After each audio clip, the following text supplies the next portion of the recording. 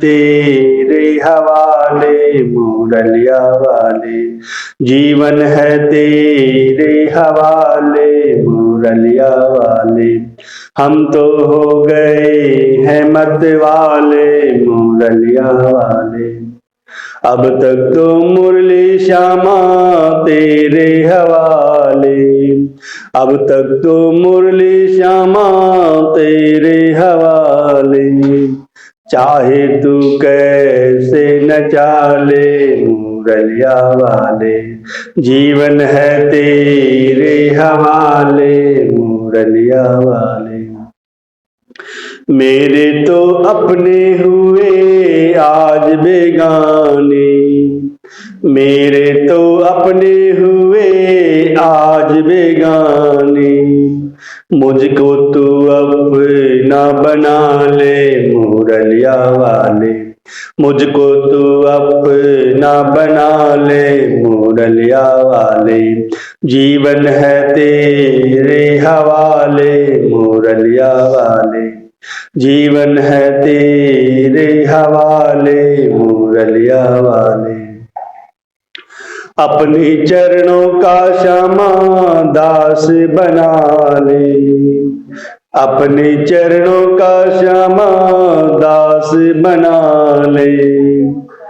दिल में तू मुझको बसा ले मुरलिया वाले, दिल में तो मुझको बसा ले मुरलिया वाले। जीवन है तेरे हवाले मुरलिया वाले, जीवन है तेरे हवाले मुरलिया वाले।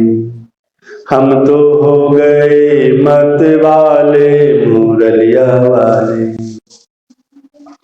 ना मांगू हीरे मोती ना चांदी सोना, ना मांगू हीरे मोती ना चांदी सोना। अपनी तू कमलिया में सजा ले मुरलिया वाले, अपनी तू कमलिया में सजा ले मुरलिया वाले। जीवन है तेरे हवाले मुरलिया वाले, जीवन है तेरे हवाले मुरलिया वाले। हम तो हो गए मत वाले मुरलिया वाले। दर पे मैं नाचूं तेरे बांध के घुंघरू, दर पे मैं नाचूं तेरे बांध के घुंघरू। आंचल में मुझको छुपा ले मुरलिया वाले, आंचल में मुझको छुपा ले मुरलिया वाले। जीवन है तेरे हवाले मुरलिया वाले, जीवन है तेरे हवाले मुरलिया वाले। हम तो हो गए मत वाले मुरलिया वाले।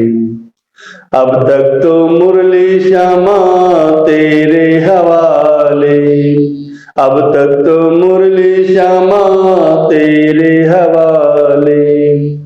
चाहे तू कैसे न चाले मुरलिया वाले, चाहे तू कैसे न चाले मुरलिया वाले। जीवन है तेरे हवाले मुरलिया वाले, जीवन है तेरे हवाले मुरलिया वाले। बोले वृंदावन बिहारी लाल की जय।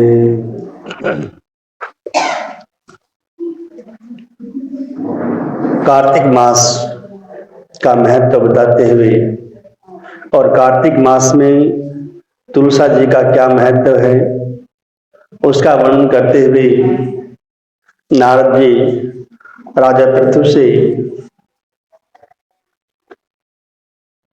उसका वर्णन करते जलंधर के जीवन का, जलंधर की उत्पत्ति कैसे हुई। देवगुरु बृहस्पति और इंद्र जब भगवान शंकर से मिलने के लिए गए थे तो भगवान ने उनकी परीक्षा लेनी चाहिए और परीक्षा में इंद्र को श्राप श्रापित हुआ, क्योंकि क्रोध के कारण भगवान शंकर ने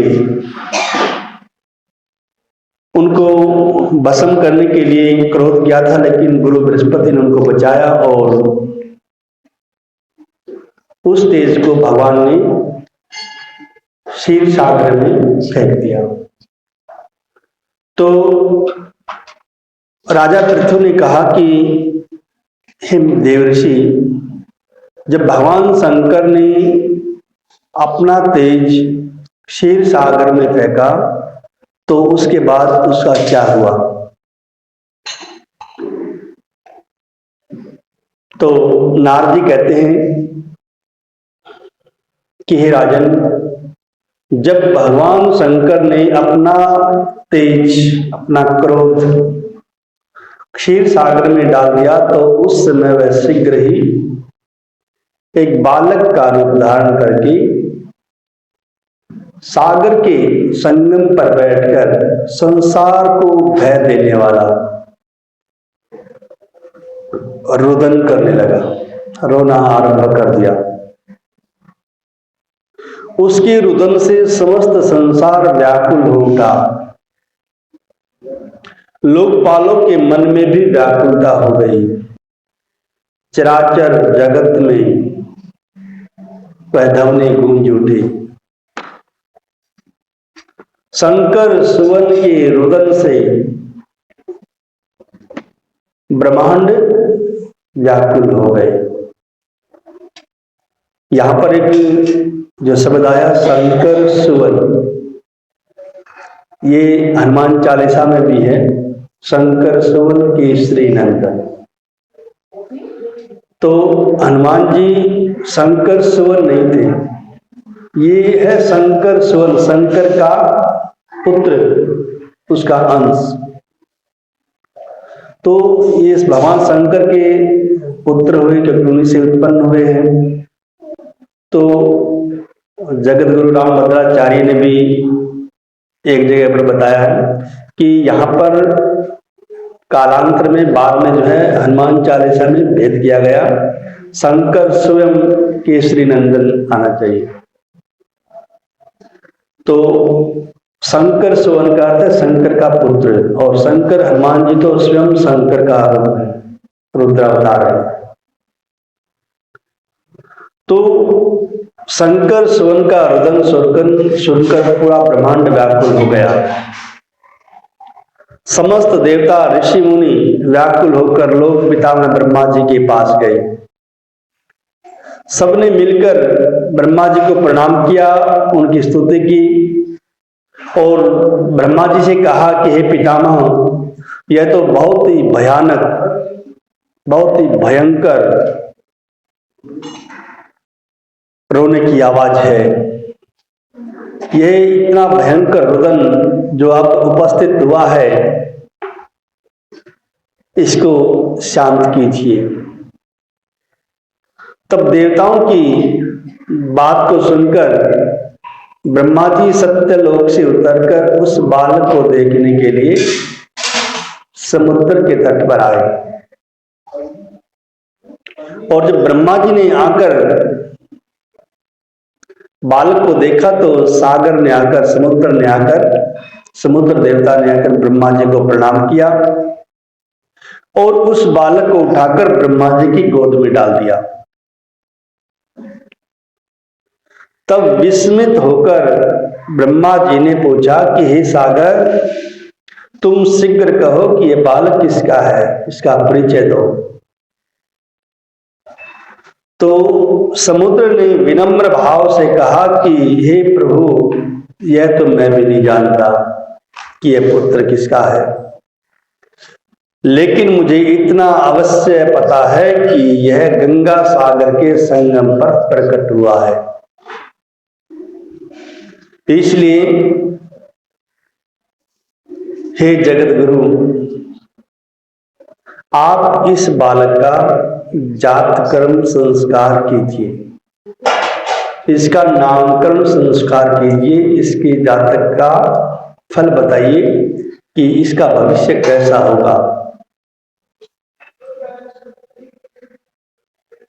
नारद जी कहते हैं कि इधर तो सागर ब्रह्मा जी के गले में हाथ डालकर बार बार उनका आकर्षण कर रहा था। फिर तो उसने ब्रह्मा जी का गला इतनी जोर से पकड़ा कि उससे पीड़ित होकर ब्रह्मा जी के नेत्रों से आंसू टपकने लगे। क्या सागर किसको कहते हैं? जलंधर को जो सागर में उत्पन्न हुआ। ब्रह्मा जी के गले में हाथ डाले और उसकी दाढ़ी या उसके गले को इतना जोर से पकड़ा कि उसकी आंखों से आंसू आ गए। किसी प्रकार से ब्रह्मा जी ने अपने दोनों हाथों का जोर लगाकर अपना गला छुड़वाया।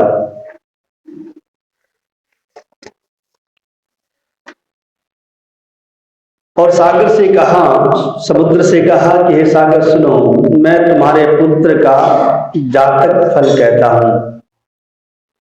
मेरे नेत्रों से जो यह जल निकला है इसलिए इसका नाम जलंधर होगा। यह उत्पन्न होने के कारण ही तरुण हो गया है, क्योंकि जन्म लेते ही ये बड़ा भी हो गया है। इससे यह सब शास्त्रों का पारगामी भी होगा, सभी शास्त्रों में निपुण होगा, महापराक्रमी होगा, बलवान होगा, योद्धा भी होगा और रण दुर्मद भी होगा।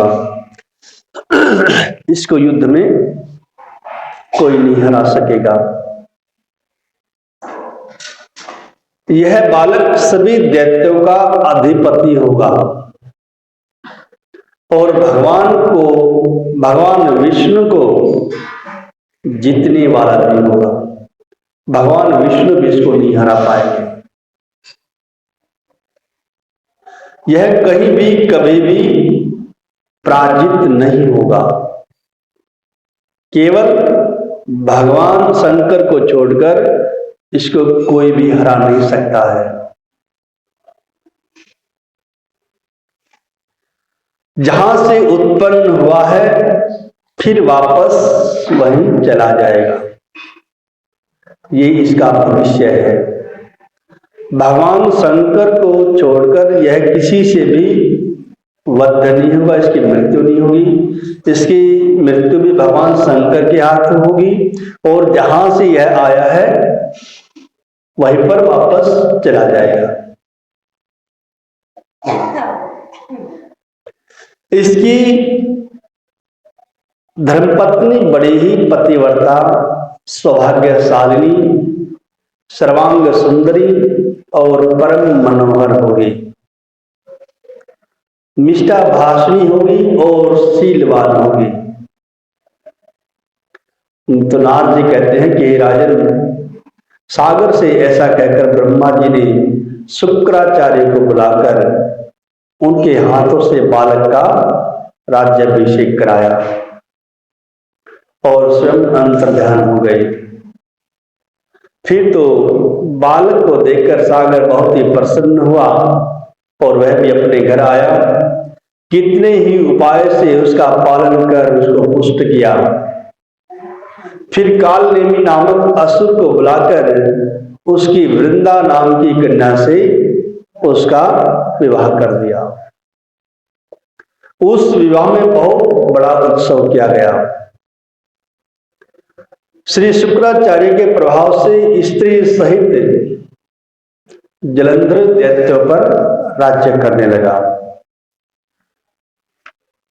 एक समय जब समुद्र का पुत्र जलंधर अपनी स्त्री वृंदा के साथ असुरों से सम्मानित हुआ, सभा में विराजमान था, सभा में बैठा हुआ था, तभी दैत्य गुरु शुक्राचार्य जी वहां पर आ गए, जिनके तेज से सब दिशाएं प्रकाशित हो गई। अपने गुरु को आया हुआ देखकर असुर अधिपति जलंधर सभी असुरों के साथ उठकर बड़े आदर के साथ अपने गुरु को प्रणाम किया, उनका स्वागत किया। अपने तेजस्वी गुरु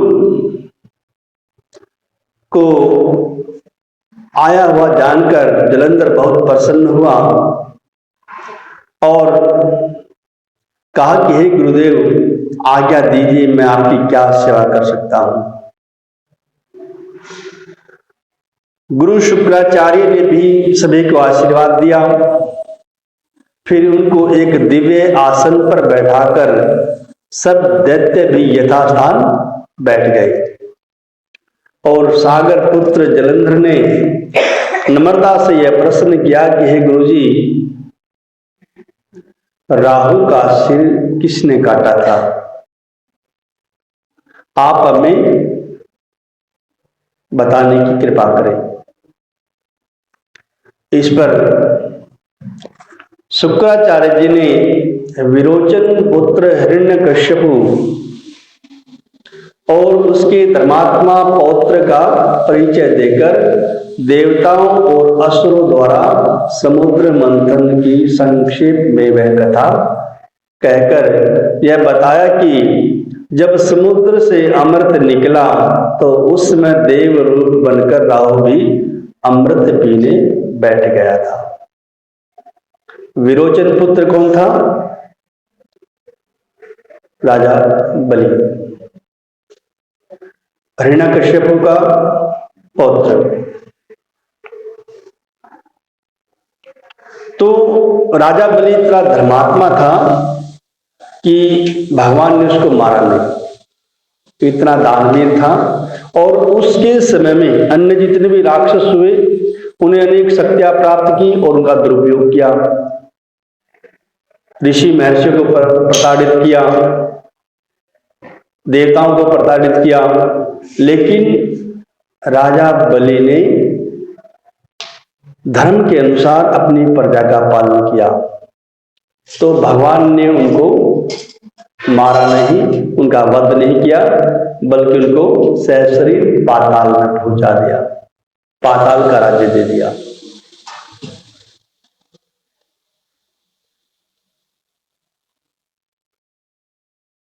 और उसी राजा बलि के समय में समुद्र का मंथन हुआ था,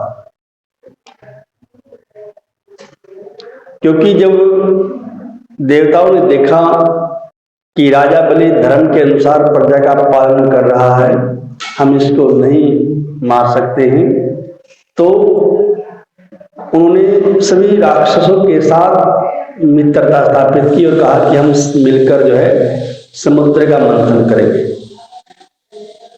और सभी को पता था कि समुद्र मंथन से अमृत निकलेगा,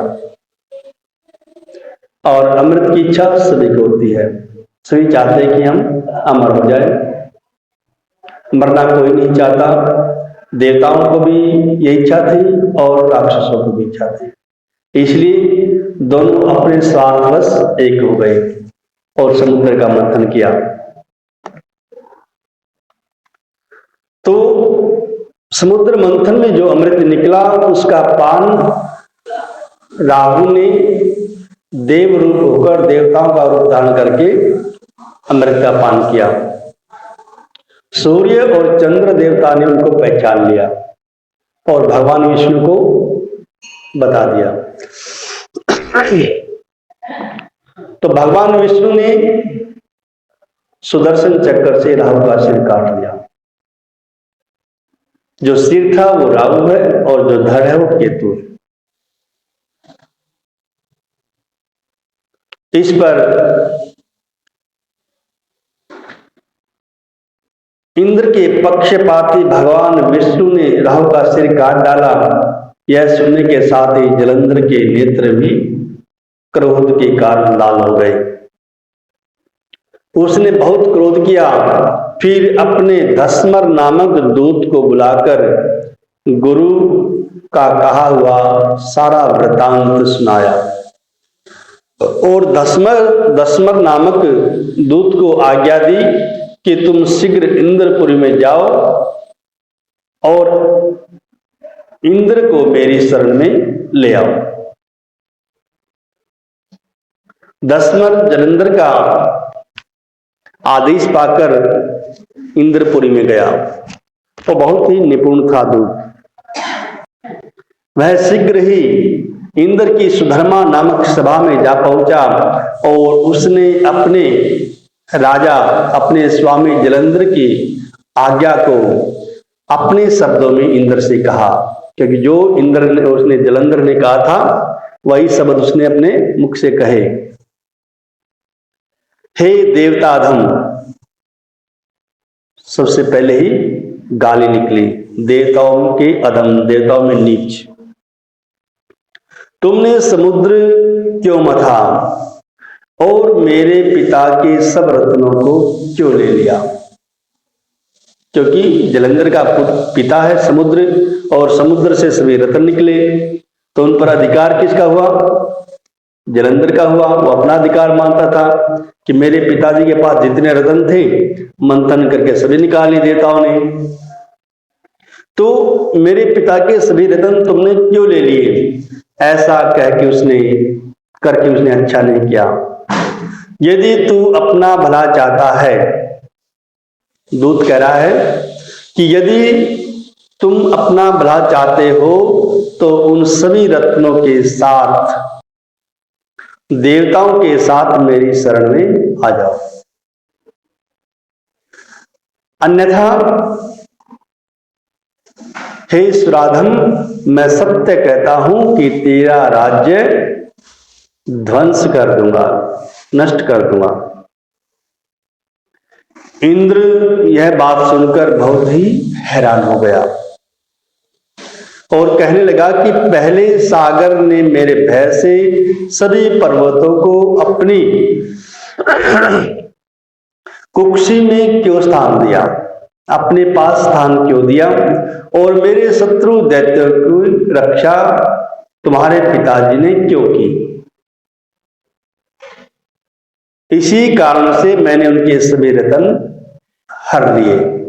मैं सत्य कहता हूं कि यह मेरी द्रोही, कि जो मेरा द्रोही है, मेरा जो शत्रु है, वो सुखी नहीं रह सकता। इंद्र की बात सुनकर दूत शीघ्र ही जलंधर के पास आ गया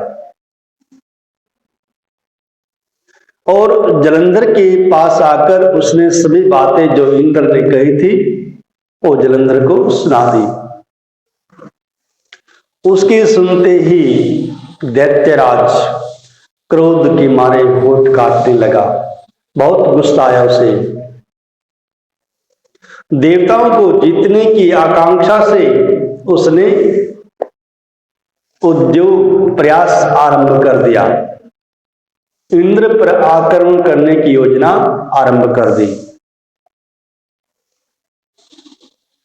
फिर तो सभी दिशाओं से जितने भी राक्षस थे, करोड़ों दैत्य उनके पास पहुंच गए। शुंभ निशुंभ सेनापतियों के साथ, जलंधर के साथ इंद्र से युद्ध करने के लिए चल पड़े। शीघ्र ही उन्होंने इंद्र के नंद वन में अपनी विशाल सेना उतार दी। वीरों की शंख ध्वनि और घोर गर्जना से इंद्रपुरी गूंज उठी। सभी राक्षस वहां जब गर्जना करने लगे तो इंद्र अमरावती को छोड़कर देवताओं के साथ युद्ध करने के लिए वहां पर आए और देवताओं में और दैत्य में घोर संग्राम हुआ। दोनों पक्षों के आचार्य अपने अपने मृतकों को जीवित करने लगे, क्योंकि दैत्य गुरु के पास तो संजीवनी थी ही, शुक्राचार्य के पास, और देवगुरु बृहस्पति द्रोणगिरी पर्वत से ओस दिलाकर जो भी देवता घायल होता या मरता उसको जीवित कर देते। इस पर जलंधर ने अपने गुरु शुक्राचार्य से क्रोध होकर कहा कि मेरे हाथ से मरे हुए देवता जीवित कैसे हो रहे हैं? मृत संजीवनी तो केवल आपके पास है, तो ये देवता जीवित कैसे हो रहे हैं? इनको जिलाने वाली औषधि कहां से आ रही है, क्योंकि जिलाने की औषधि तो केवल आपके पास है, यह कैसे संभव हो सकता है। इस पर दैत्य गुरु शुक्राचार्य जी ने गुरुदेव जी अर्थात देवगुरु बृहस्पति द्वारा द्रोणगिरि से औषधि लाकर देवताओं को जिलाने की बात बताई कि देवगुरु बृहस्पति, देवताओं के गुरु जो बृहस्पति हैं, वो द्रोणगिरि से औषधि लाते हैं और सभी को जिला देते हैं। यह सुनकर जलंधर और क्रोधित हो गया और अपने गुरु शुक्राचार्य से कहा, यदि शक्ति है तो द्रोणगिरि पर्वत को उखाड़ कर मैं अभी फेंक देता हूं। और उसने ऐसा कहकर द्रोणगिरि पर्वत को जड़ से उखाड़ कर फेंक दिया।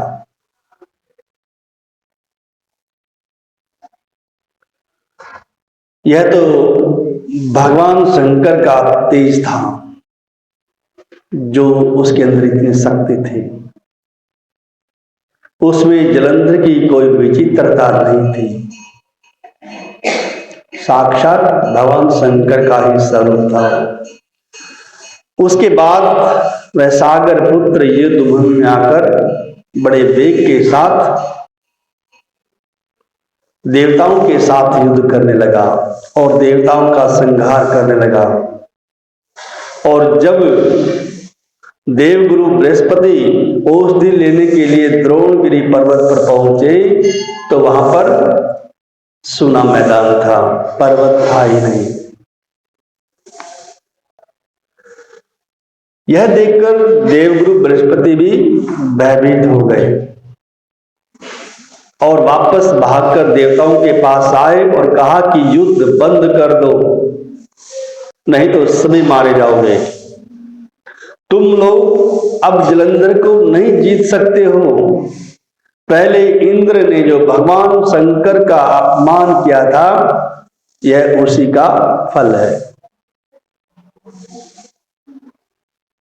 यह सुनकर देवता युद्ध की आशा त्याग कर अत्यंत ही व्याकुल होकर इधर उधर भाग निकले। फिर सागर पुत्र जलंधर निर्भय होकर अमरावती में आए और इंद्र आदि सभी देवताओं ने गुफाओं में शरण ली। इंद्रपुरी पर, अमरावती पर जलंधर का शासन हो गया। बोले शंकर भगवान की जय। श्री कृष्ण गोविंद हरे मुरारी, हे नाथ नारायण।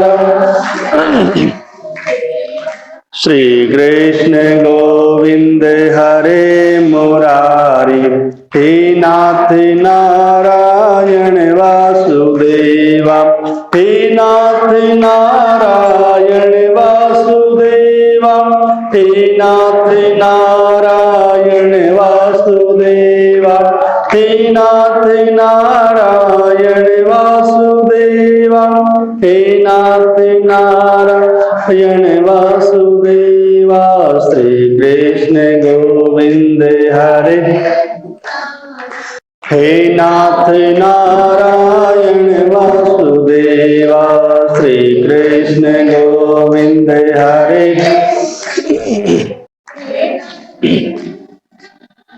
वासुदेवा माता पिता नारी धरा धाम सुपुत्र प्यारे, माता पिता सुबंधु है सारे, नारी धरा धाम सुपुत्र प्यारे, माता पिता सुबंधु है सारे, कोई न साथी हरि को पुकारे, कोई न साथी हरि को पुकारे, हे नाथ नारायण वासुदेवा।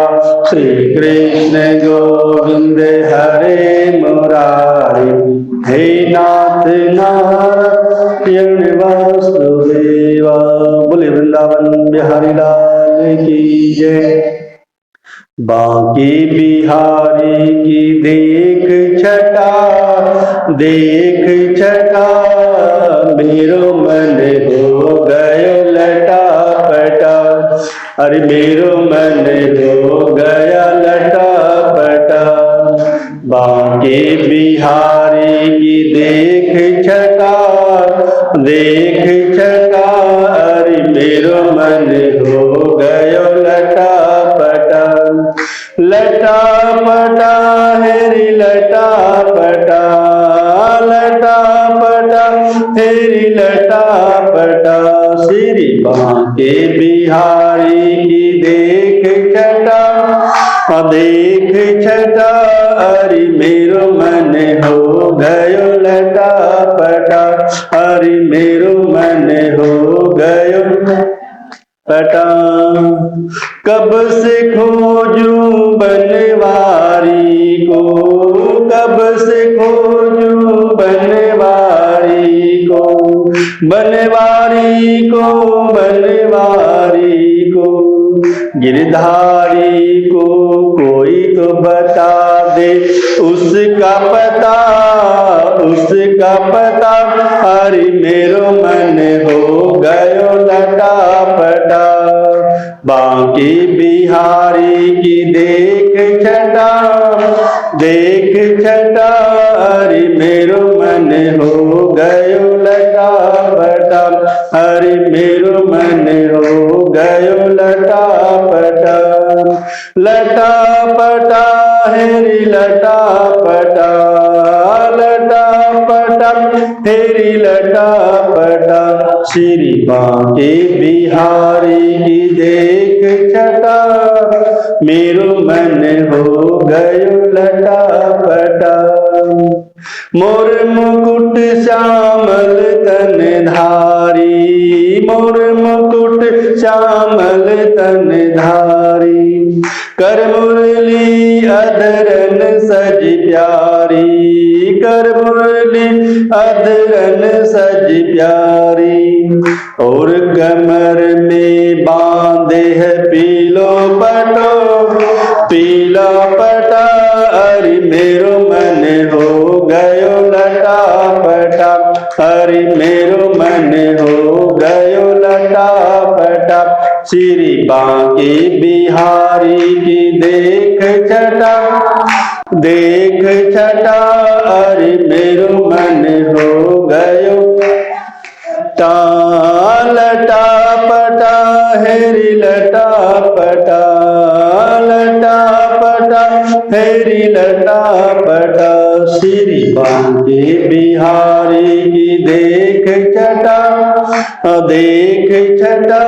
अरे मेरो मन हो गयो पनिया भरन यमुना तट आई, पनिया भरन यमुना तट आई। बीच में मिल गयो कृष्ण कन्हाई, बीच में मिल गयो कृष्ण कन्हाई। और फोड़ दियो पानी का घड़ा, पानी का घड़ा। अरे मेरो मन हो गयो लटा पटा। अरे मेरो मन हो गयो लटा पटा। श्री बांके बिहारी की देख छटा, देख छटा। अरे मेरो मन हो गयो लटा पटा।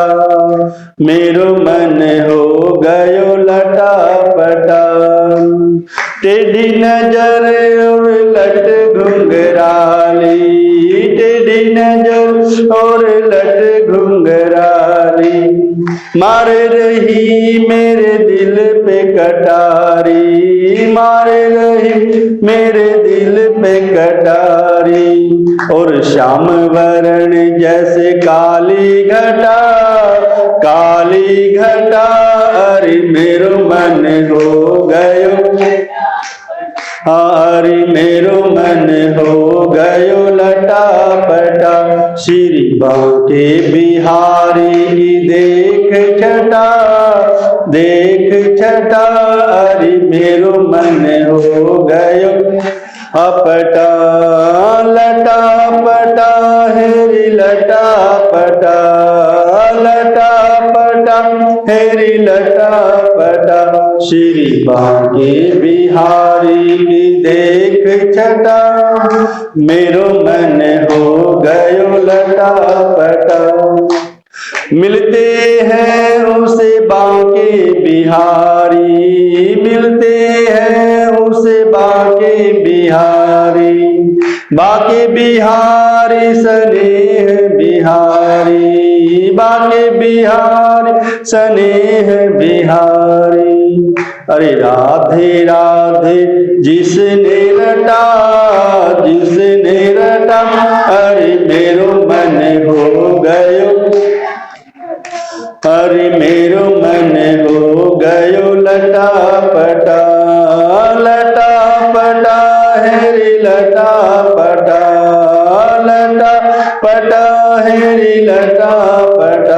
श्री बांके बिहारी की देख छटा, देख छटा, अरे मेरो मन हो गयो लटा पटा। बोले वृंदावन बिहारी लाल की जय। आरती।